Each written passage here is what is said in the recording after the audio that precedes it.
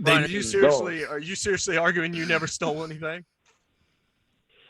I never stole from hotels. I've definitely taken some things that weren't mine for sure, and I'm not saying that, but I know that they were stealing.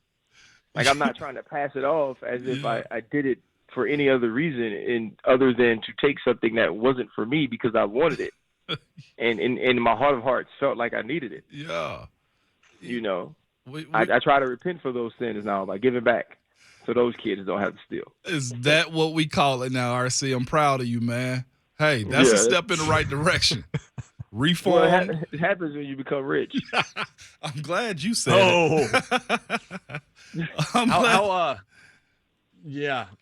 So I heard you say, I think I heard you say this yesterday, that when Joe Burrow first got to LSU, you had no love for him. Like you didn't care. You were just like, I don't know who this dude is. At what point did the worm turn and you realize, yeah, you know what? I think I'm wrong about this guy. He might be pretty good. I never thought he was bad. I just thought he was okay. I think it was 16 touchdowns, 5 interceptions, in his first year, and it was also because we ran a prehistoric offense. But he still, the same way he behaves now was how he behaved then. Like he always had this level of confidence, cockiness, sometimes arrogance.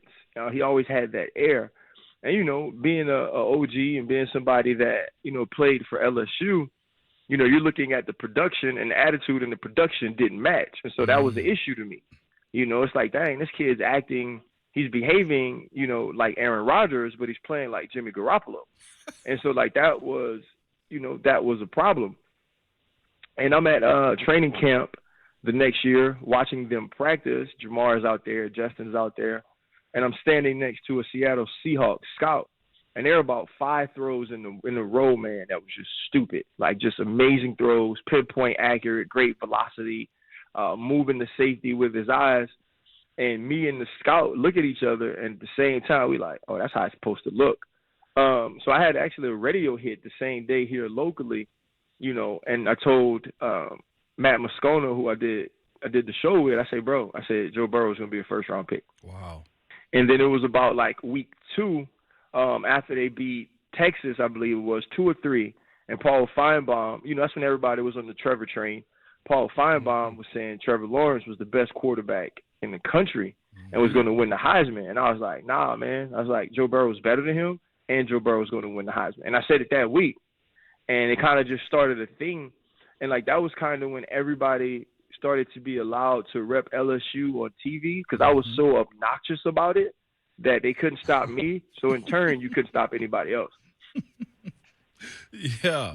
So I listened to your pivot conversation with Taylor Lewan this past week, RC, and it was a real good conversation. Really, and I was telling Shafe too. We talked about it. I was like, it changed my perspective a little bit on him. But you asked him something as far as the quarterback goes. You were like, you see these guys playing. I think you mentioned Joe Burrow and I forget who else, Patrick Mahomes. I mentioned Josh and Patrick. You said, don't you wish you had one of those?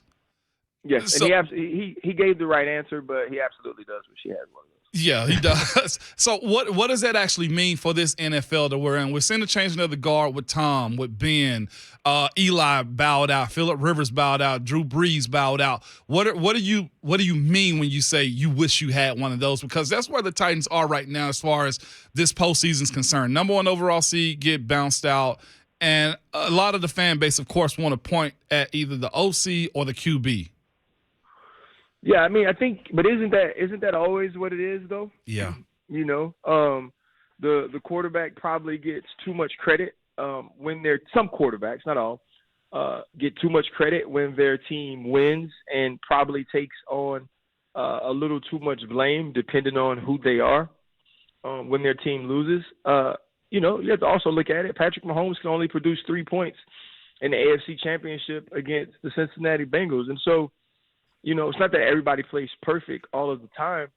I just think when, you sat back and got to watch Pat and Josh play at the top of their talent, right, at the most elite that they could be, it was almost like something we'd never seen, and it definitely was something we'd never seen or hadn't seen on the same night on the same field in such a high-stakes moment. And when you watch that, it kind of tells you where talent is leaning at the position. And you're still going to have these guys who don't necessarily have those skill sets that are really good. Like Joe Burrow doesn't have the skill set of those two guys, but his skill set is extremely high. His intangibles are off the charts, and his belief and confidence in himself is almost like idiotic, right? To believe in yourself that much and think that you can do some of the things that they can. And so when you think about that, and when you look at some of those quarterbacks and some of the things that it's possible for them to do, it's like, okay, if we don't have one of those, can we win? Yeah. And that was kind of my point. You have, and he said it on the show, Derrick Henry's the best back in football. I believe that too. In that, you also can't beat the Bengals. You can't get 1 yard on the goal line. You can't get 1 yard on 3rd and 1. You can't get 1 yard on 4th and 1. And so sometimes you need a quarterback to play you out of those things. And in that case, Ryan didn't. It doesn't mean he's a bad quarterback, but it also makes me feel like, has he hit his ceiling, right? Have we seen the best of him? And if we've seen the best of him, can you win with any less than that? And you look at the AFC, there's going to be the Herberts, there's going to be the Mahomeses, there's going to be the Allens, there's going to be the Burrows, right? And so if we have Ryan Tannehill, can we compete with those types of teams? Wow. Yeah. In that same conversation, though, RC, we're looking at those guys you just named. And there was a guy that recently in the AFC South that said he's a generational talent. And we're watching, I don't know if it's negligence or just mismanagement of the situation in Jacksonville. How do you see this actually playing out for this young guy, man? Is he talented enough to actually bring that organization to the forefront? And I know the Titans don't want to, hear that, but of course, good players are good for the game in general, as far as Trevor Lawrence is concerned. Yeah, I think it's hard for them right now because they're trying to find the right coach. Like, these coaching searches are seeming to me to be taking a very long time. Like, normally I feel like these teams know who the guy they want is, and they hire pretty quickly. This has been different. I do believe that Trevor Lawrence is an exceptional talent. I am not as high on Trevor Lawrence as everybody else is. I didn't believe that Trevor Lawrence was can't miss. Like, I just watched the tape. I do believe that he has some elite traits, though. Like, Trevor Lawrence is extremely athletic for his size. I think it's underrated. He can throw, he could throw a football, like Wink Martindale said about Justin Herbert. He could throw a strawberry through a spaceship or whatever the freak he said, And so, I do believe that there are some of those things. But even in that, when you watch, it shows how important an organization is. It shows how important, structure is, and those things need to happen, And so, even in that, you try to wonder, okay, what's the next step for him? And where do you get to ruining a quarterback? Like, that's the other thing. It's not necessarily about if you put everything in place. It's about if you don't put things in place, can you ruin who this guy is? Yeah. And it almost seems that he's too talented to be ruined. But it also doesn't mean he ever reaches his full potential, which is the only reason you draft the guy number 1 overall. And I also think the other scary part is this. You watch a guy like Justin Herbert, it didn't take long for us to know. And I don't think Justin Herbert was considered the talent that Trevor Lawrence was or is. You watch a guy like Joe Burrow, it hasn't taken us long to know. And so when I see things like that, it goes, okay, what are we really getting when he becomes, quote unquote, Trevor Lawrence? Yeah. So what's the margin for error for a Tannehill-led Titans team? You mentioned the word ceiling, Ryan, and that's something we've talked about for weeks as well. It's like, yeah, certainly he's a competent, good quarterback, but in this era, especially in the AFC, is that ever going to be good enough? Or do things at some point, it's like, how much has to be perfect for you to be able to win? It's like, oh, well, we get Julio, you're Julio away. Well, now you're a tight end away, and now you're this away. It's like, how much margin for error do the Titans have if Ryan Tannehill is their quarterback? That's one of those. It's one of those hard things because when everybody is playing extremely well, it's like, oh, we love it here. This is a great place. When, Derrick Henry's playing well, and when the Autreys and the Simmons are balling, and when Kevin Byard and Christian Fulton, when all these dudes are going crazy, it's like, we love Ryan.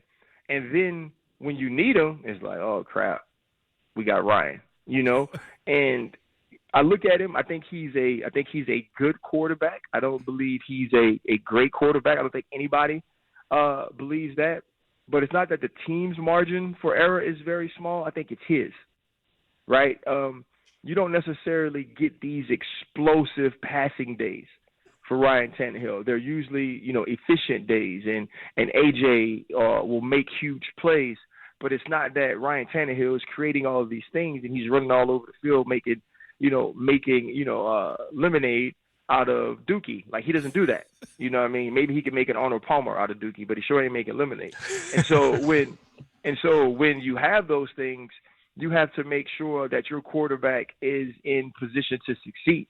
I don't put him in the same category as this man, but I do think it's very similar to Jimmy Garoppolo, right? Jimmy Garoppolo has won a boat ton of games.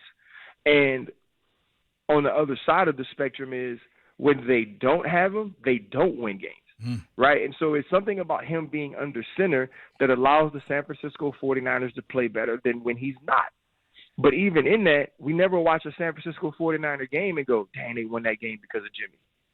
I believe once this game this weekend against Los Angeles got to a point to where we felt like Jimmy had to win it, we were like, well, they ain't going to win because this counting on Jimmy. I don't know if we're at that point with Ryan Tannehill yet, but I think we're inching really close to it.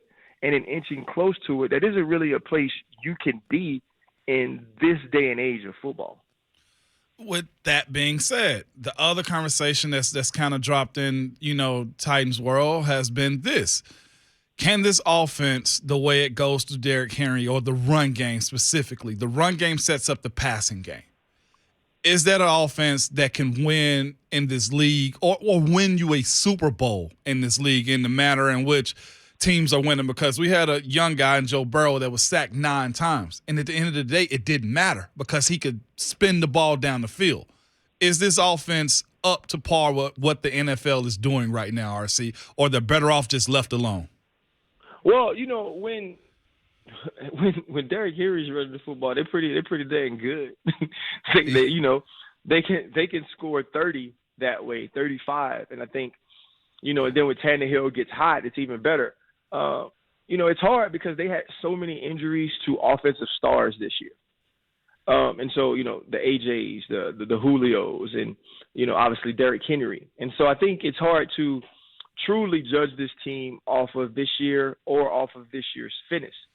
And so when you look at it, the decision that you have to make from the standpoint of the executives and the organization is, how explosive do we have to be, or how perfect do we have to be to win with this current roster? And I think that's scary because what some teams have, the Cincinnati Bengals, I would guess they feel like, what, if everything ain't right, we can still win with Joe. We've seen them do that. I think same thing with Kansas City, the same thing with the Buffalo. And so same thing with Los Angeles, I'm sure. And so when you have those type of teams, is that team more confident than the team that understands, okay, we can run the football, and from the run we can get into the play action pass? The San Francisco 49ers are a post route to Emmanuel Sanders away from beating the Kansas City Chiefs in the Super Bowl 3 years back. Right? That team was heavy run. The team was heavy defense. That team was quarterback throw the ball when you need to. Now, the thing in that is, when you need to throw it, you have to make it happen. If Jimmy Garoppolo hits that pass, Jimmy Garoppolo's resume is different. Right. We think of Jimmy Garoppolo differently than we do now. But part of his perception, part of what we believe of him, is because he missed that pass. And so now every pass he misses in that moment, we go back to that same one because we see it as that's the only thing they ever ask you to do the whole year, right? They ask you to do one thing. You threw the ball 8 times in the NFC Championship.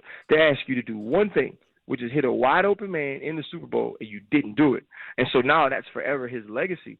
And so for the Tennessee Titans, it's how long do we have one of the best run blocking lines in football, the best back in football, the best front four, in football right now and still come up short? How long is that okay?